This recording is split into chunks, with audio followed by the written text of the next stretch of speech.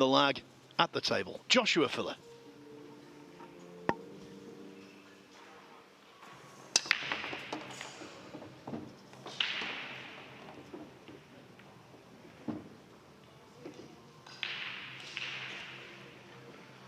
Yeah, good cue ball control there from Josh. Deciding to go down the middle, head on break.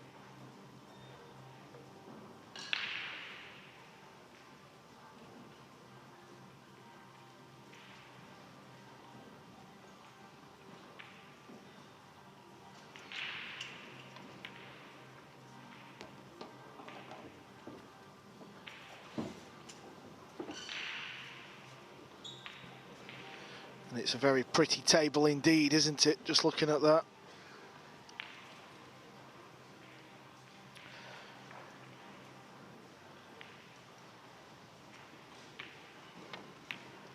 I'm just thinking a little bit ahead.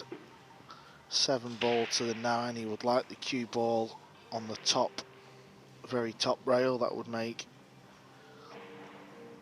the position very easy and obvious for the 9. That's the only thing that you would think could go wrong for Josh here.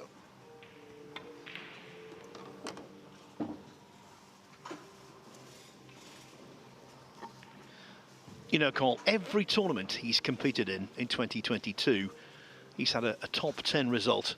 Every single one.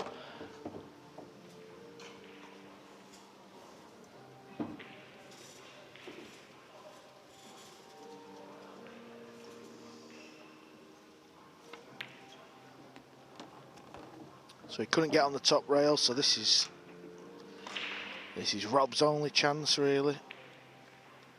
With it being the first rack, you know, Josh's speed control might not quite be there.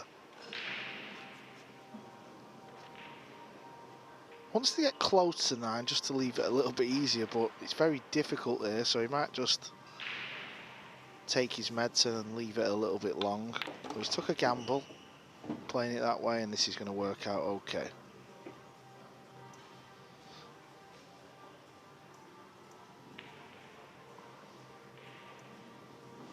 You will see that from time to time. You'll see the player just lift the template off the 9. I'm not sure what happens if he moves the 9 though. I have to find that out.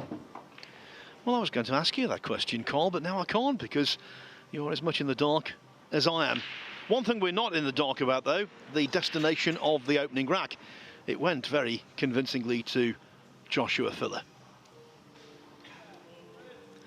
His opponent here comes from a famous family.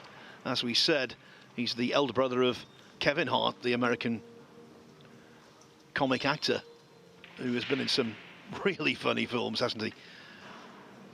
He's 50 years of age, from Philadelphia, Pennsylvania. That's the city we all fly into, and we will do again later on this year when we go to the US Open, because just down the freeway from Philly into New Jersey is Atlantic City.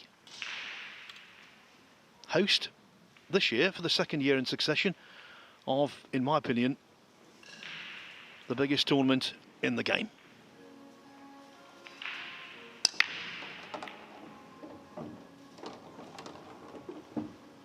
And a tournament that inevitably Joshua Filler has won.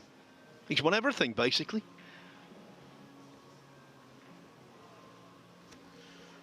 Josh will attack the bank shot here in the left centre. He wants to put a package on his opponent.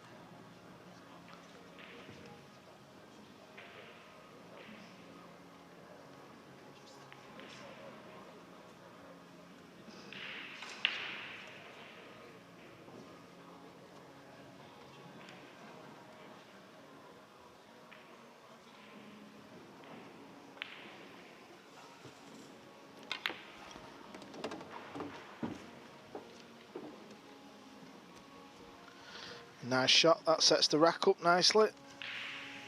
9-ball pool. You always feel like there's 1 or 2 shots in a rack that just sets the play up. And now, if you look at where the balls are sat, this is just connect the dots, especially where the 8-ball is as well. Once he gets to that black 8-ball, it'll just be a little stop shot for the 9. So the bank shot was the key shot in this rack for Josh.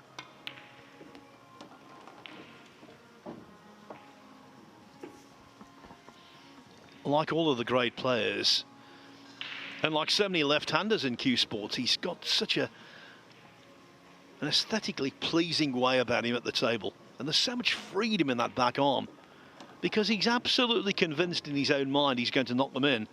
There's no hesitation, no deceleration. To him, potting balls is second nature.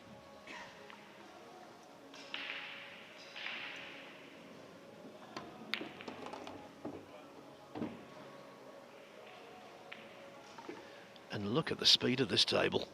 This is on day one, mind you. So what is it going to be like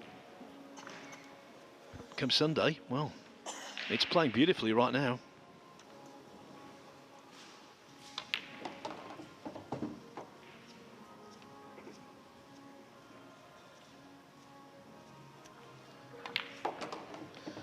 Well, it's not the start for Hart as he trails 2 racks to the, well, you'd have to say he's the informed player, wouldn't you? There's a few of them. Josh, SVB, Albin Ocean. Well, you were talking earlier to me before the play began about what a great year Phil's had. And he really has, you know. He was runner-up in the Lascaux Open on the Euro Tour, runner-up in the Premier League pool at Milton Keynes to Albin Ocean. Also, beaten finalist in the Derby City Classic 9-ball. But then you think, well, what's he won? Well, we've talked about the Whirlpool Masters and the Treviso Open. He also won the European Straight Pool Championship and the Bigfoot Challenge at the Derby City Classic. So he's there or thereabouts on a very regular basis, clocking up the prize money and improving his 9-ball ranking all the time. Deep run here would suit him just fine.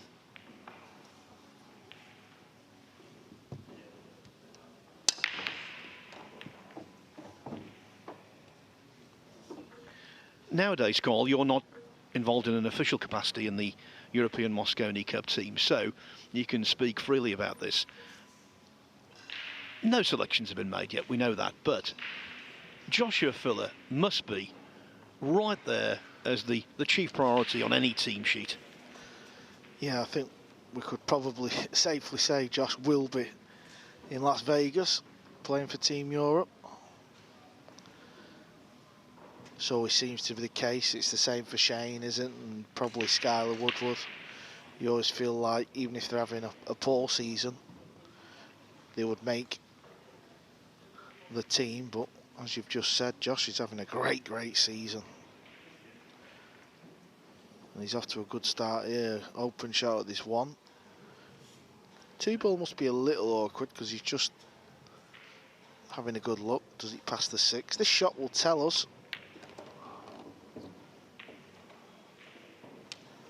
Not played that with enough spin, has he? But if the 2 goes, it must be tight, but I'm convinced this will go off the rail. So he's still okay. He can just play the cue ball off one rail.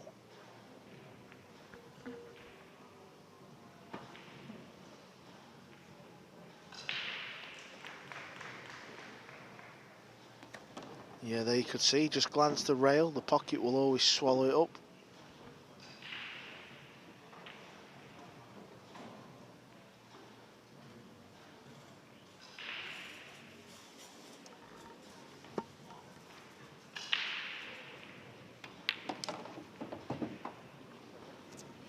Lost the cue ball again there, so that's the second time in this rack he's not quite got the cue ball where he wanted.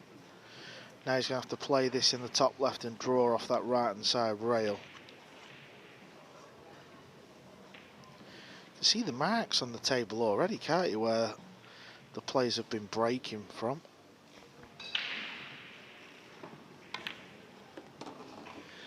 Yes, they appeared in the early stages of match 1. The Copigny match.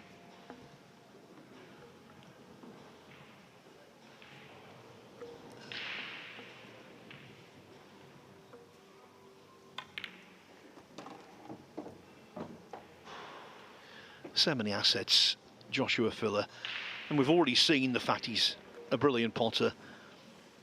When it comes to combinations, he's got that imagination. Good banker. No weakness.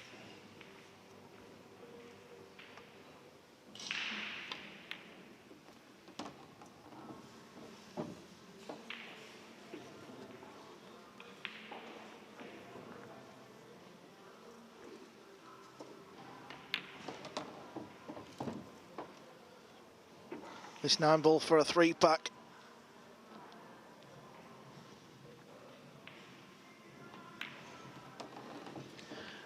Well, the big guns placed on table 1 so far today have not disappointed. They are collectively delivering. First, it was Ko Pin-Yi, a 9-2 winner. Then, Chris Melling, he completed a whitewash. Now, Joshua Filler looking to do the same at the expense of Robert Hart. It is 3-0 to the wonderfully talented German. By the way, 2 streams for you here today over on the Matchroom YouTube channel. It's table 2, and I can tell you Adam Humphries from right here in the UK. He's taken the opening rack against Pool's court jester Naoki Oi.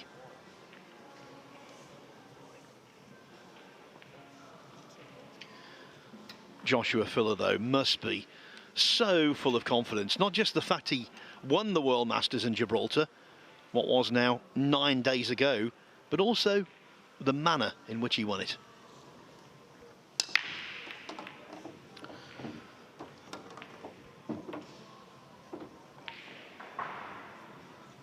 Now things are a little more trickier now for Josh. 2-ball looks like it's awkward.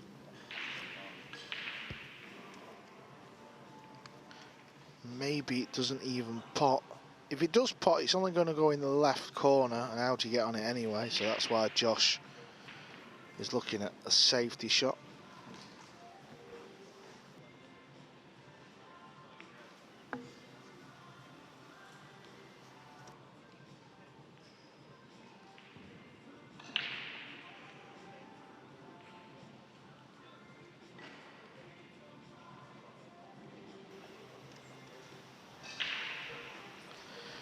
You can pop this one in the top left, play the cue ball off 2 rails, but kind of only get it in a position sort of near where the 9 is. And he'd love to stay at the table and just put a real good package on his opponent. That is 9-ball pool at its best when you run 5, 6 and 7 packs. It's a great feeling. So this is what he's trying to do. He doesn't want to just play a safety shot or pot the 1 and then play safe, but he might be forced into it.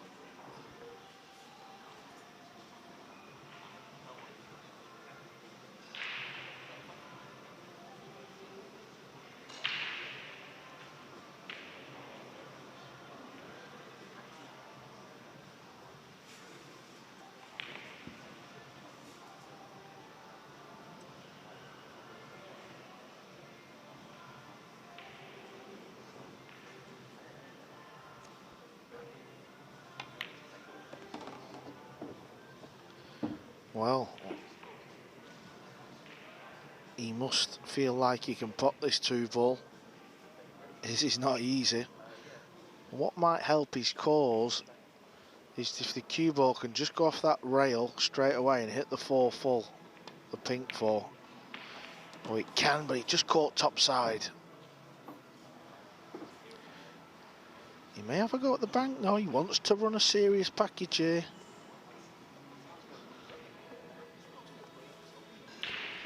These cutback banks,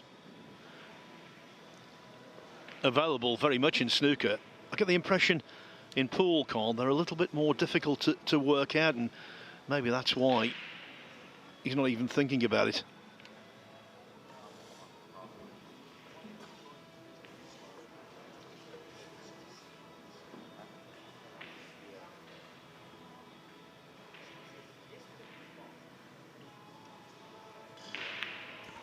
Well, he is thinking about it, and he's knocked it in very comfortably indeed.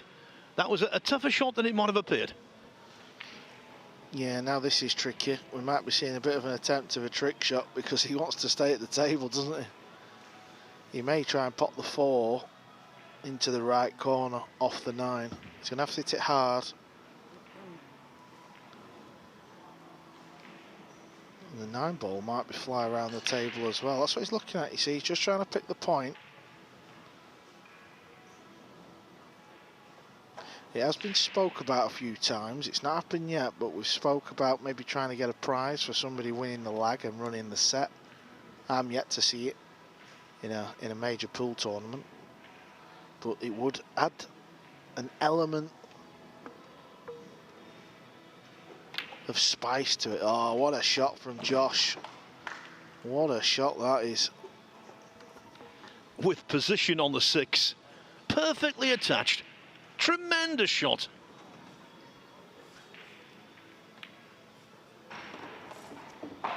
But you could just imagine if there was a decent prize at stake, and this would be for a 4-pack. Tension would build, the excitement, the buzz would start to fill around the arena. This time for a 4-pack. I think your idea, Carl, is a really good one. It's akin to a 147 in snooker, which also creates great excitement. And Filler might be the man who could possibly pull it off. He's certainly perfect right now. He leads Robert Hart by 4-0. We could have our first upset of the tournament. Jason Theron from South Africa leads Francisco Sanchez Ruiz 8-6. So Theron is on the hill. So too Imran Majid. He's 8-0 up on Danny Orme. Fraser Patrick 8-6 up on David Black. John Morra, player I rate highly, he's 4-0 up on David As Daugella. Dimitri Ungo, Enrico Dix having a real battle. 7-7 there. Niels Fine 6-3 up on Spencer Oliver. Tobias Bolt 7-6 up on Dino Nair from South Africa. And our first, or at least the first one I've seen, Hill. Christian Phillips against Matthias Kulsch. 8 each there. Nicholas de Leon from the USA has beaten Tony Burton 9-4.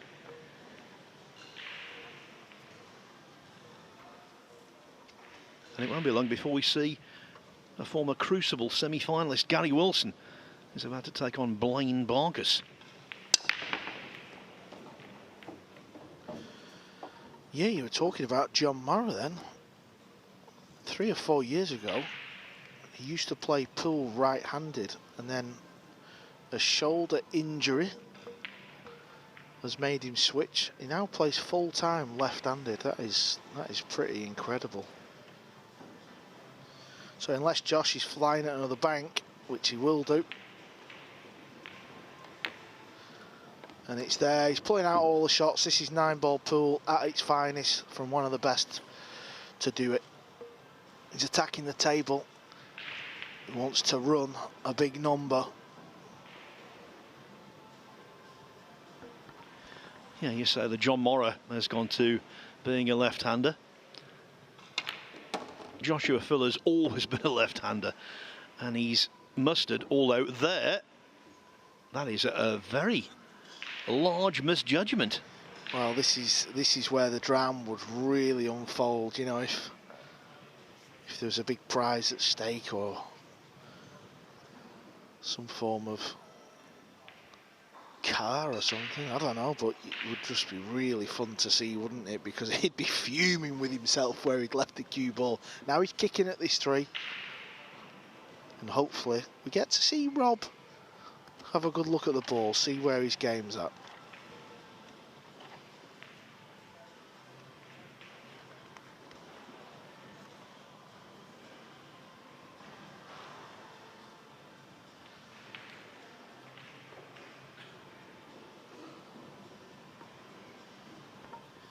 Nothing haphazard about Filler, showing his opponent and indeed the game full respect, and that's to be applauded.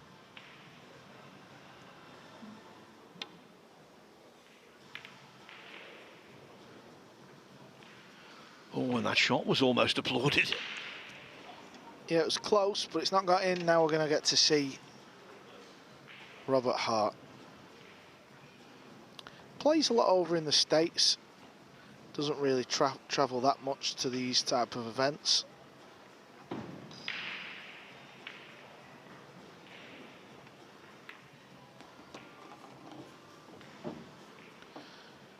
Well, straight away it's gone wrong, hasn't it? I think he was playing for the pink 4 into the top corner. Maybe the centre, but he's going to have to play a bank shot. Well, the reason the cue ball travelled such a great distance, he almost overcut the 3.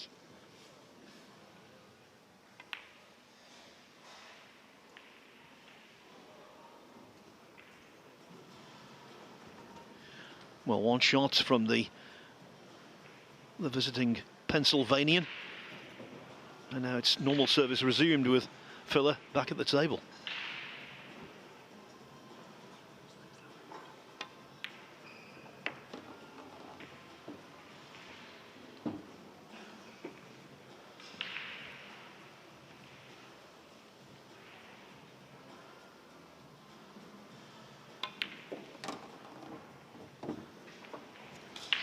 Can be a daunting task when you're playing Joshua Filler, never mind when you fall down and he's run the first four out the gate.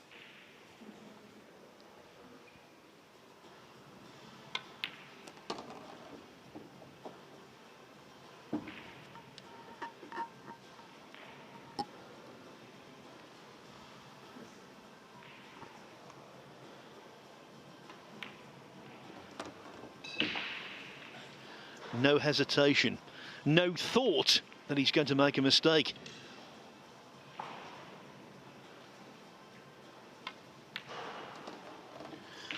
Simply superb. There was, though, one mistake in that rack from Joshua Filler, but it wasn't seized upon, the positional mistake. 5-0, all one-way traffic. Not dissimilar, Carl, to the way he started off the Whirlpool Masters against much more celebrated opposition. In his first 3 matches there, he dropped only 4 racks. He beat Skylar Woodward 7-1. Then he whitewashed Denis Okolio 7-0. Brilliant stuff. He beat Copigny 7-3 in the semi-finals.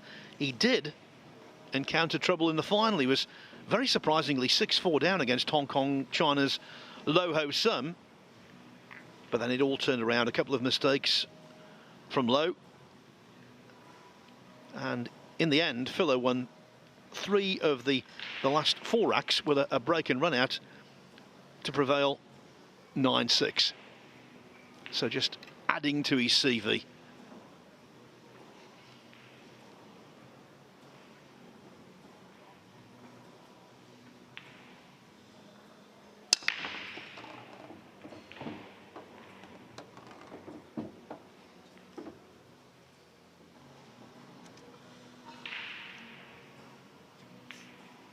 Looks like the one ball has just come free from the green 6.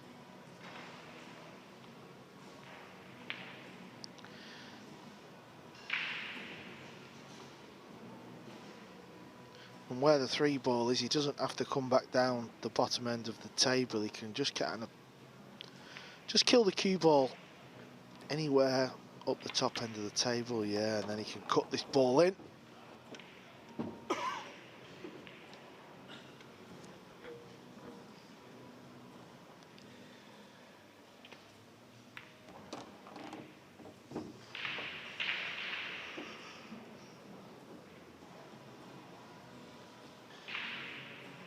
Key shot here for Josh. He's at any angle on the purple 5.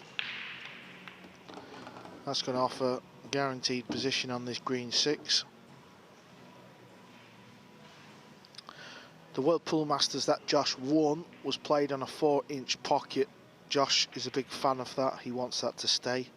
These pockets are the same size as the World Pool Championships, so they're just over 4 inches.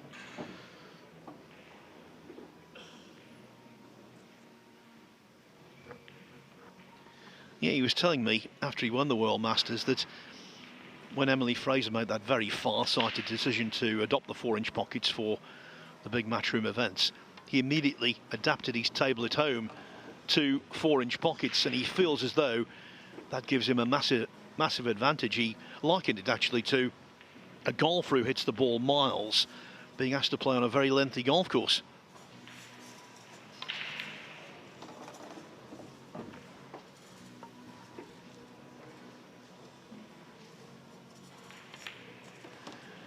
It is an avalanche of balls being potted by Joshua Filler. Filler filling up the pockets. And he now leads Robert Hart, who's potted 1 ball in the entire match, by 6 racks to 0.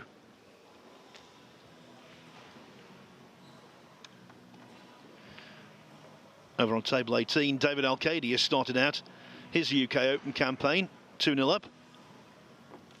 Max Lechner, who's perhaps in line for a Mosconi Cup debut later on this year, although he will need to produce some really good results to get into that 5-man team for Europe. He's 5-0 up at the moment.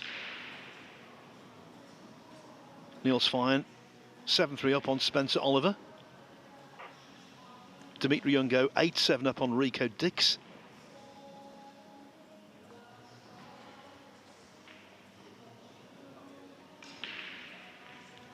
Max Lechner, by the way, leading Jaspal Singh Bamotra.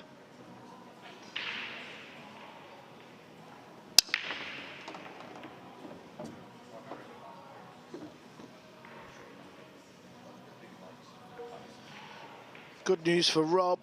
He will be getting a shot in this rack. Filler's no shot on the 1.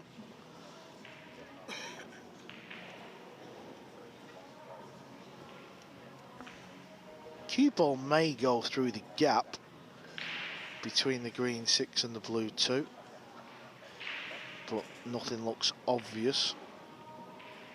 Maybe playing a push out.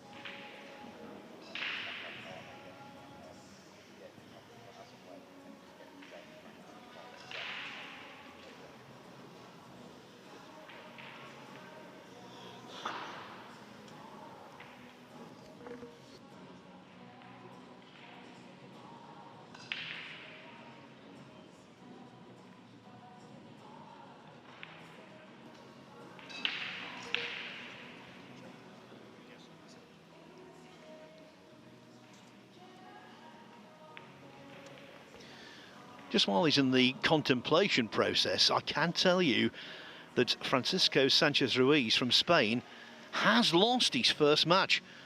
He was 6-3 up on Jason Theron, and then Sanchez-Ruiz did not win another rack thereafter. Theron coming through 9-6. Theron, by the way, is the man who knocked out Judd Trump from last year's US Open. Everyone remembers, of course, that Jason Shaw beat Trump 11-1 in the US Open. That is true, but then when Trump went to the one-loss side of the draw, it was Theron who basically stamped his passport home. Yeah, he's a good player, is Jason, so it's not really a shock, that result. May seem it on paper, but it isn't. Now Sanchez Ruiz, well, he's got a lot of pool to play. That's if we want to see him in the final 16 on Saturday. Carl, you've been there. You've been winning tournaments all over the world and doing well for yourself. When you lose early, it must be very dispiriting, as indeed will that scratch. Does it seem like an enormous mountain to climb psychologically? Yeah, on a personal note, it wasn't really for me.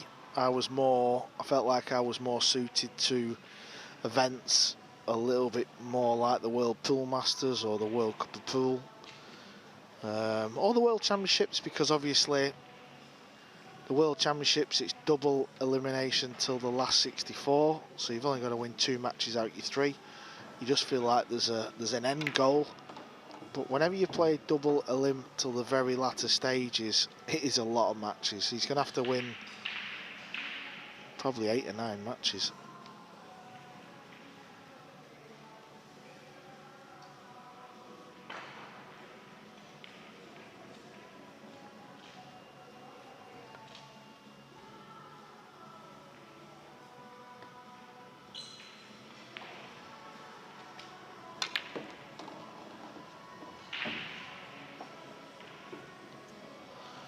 Well, that was a phenomenal effort from Josh there, trying to draw back with extreme left spin to avoid the pink four. It really was.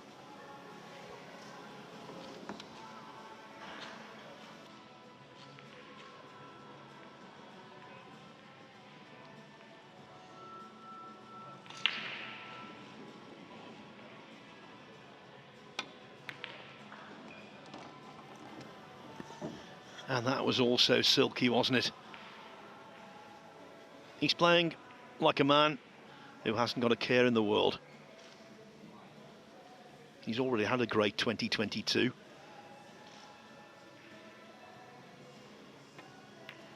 But I had the privilege of writing the report on the World Pool Masters for Billiards Digest, and I spoke with Joshua maybe half an hour after he'd lifted the trophy in Gibraltar. And one thing that came across was this mentality that he's never satisfied. He actually said that. I win one tournament, I'm pleased, and then that feeling fades away, and all I'm thinking about is the next one.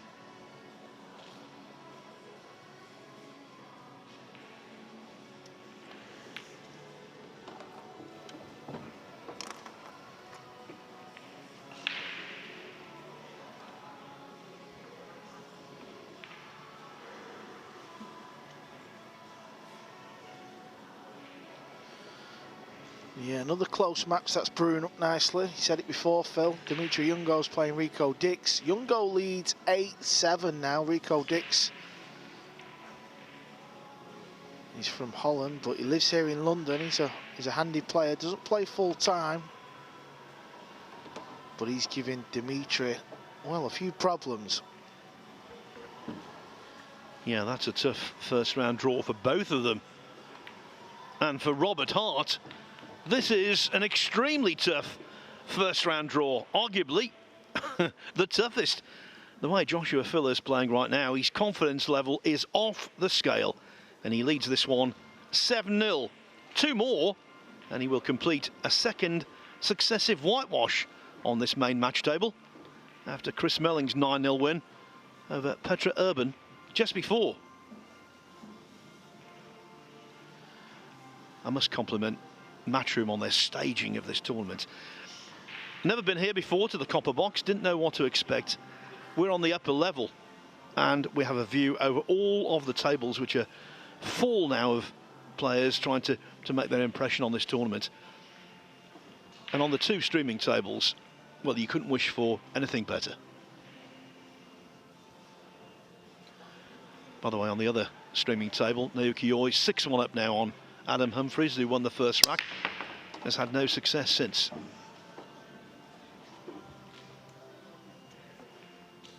Well, Josh parked the cue ball there. It looked like it was going to be a good break. Then it got kicked off a random ball, but it's actually turned out really good.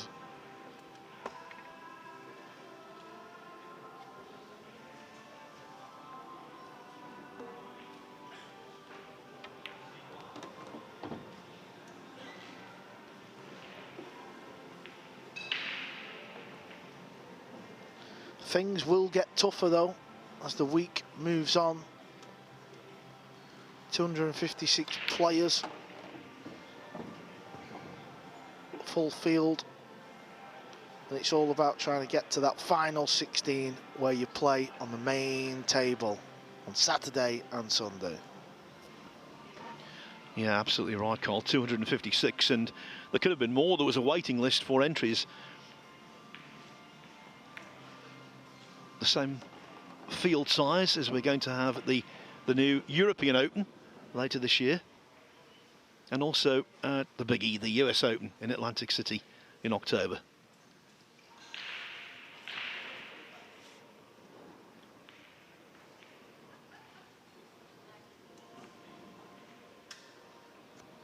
Must have just landed a little short of where he would have liked the cue ball.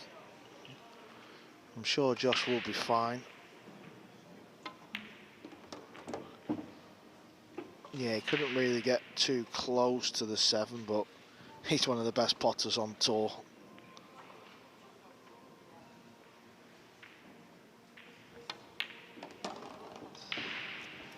What a CV the young man from Germany is really carving out. Still only 24 years of age. Current World Masters champion. He's a current World Cup of Pool champion. Quarter-finals, he lost in the World Championships just a couple of months ago. Euro Tour wins. Yes, and of course, next month, Carl, he will defend the World Cup of Pool title that he and Christoph Reichers won last year.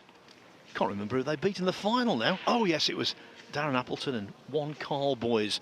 And I will say, all joking apart, it was cruel for you. You had a terrible run of the balls, I have to say that. Well, one thing's for certain, it won't be me and Darren this year.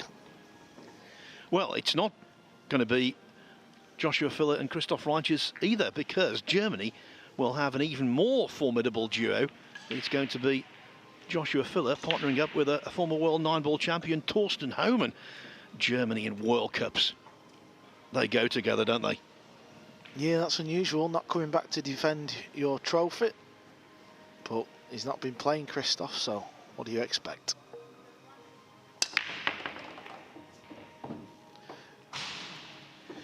Well, I'm afraid Robert Hart's not been playing in this match. He's been relegated to the role of a spectator. Well, at least he's got the best seat in the house, Phil. Although where we're sat, it's actually a really good spot to sit. We can literally see pretty much every table. 24 tables in operation. We're kind of perched up on the first balcony, so we can have a good nosy round. Well, we've only seen Rob pot that 3-ball, haven't we? We've not got many chances to see where his game's at. We know he's got a famous brother, but we wanted to see where his pool game was at, didn't we? But he's not out just yet, is he? Double elimination, so he's going to be still alive in this event.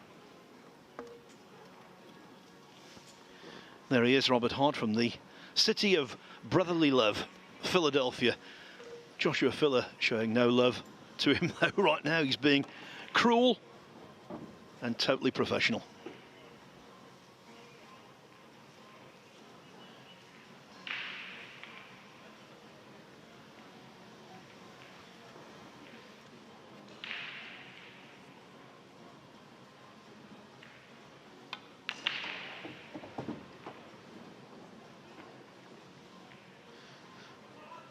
This is a nice shot for Josh. He can just spin the cue ball round the table.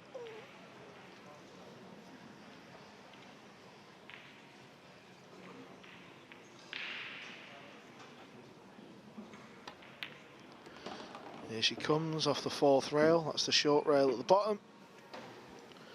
And he's got a nice angle for the 9 to wrap this match up. Back-to-back donuts here on centre stage.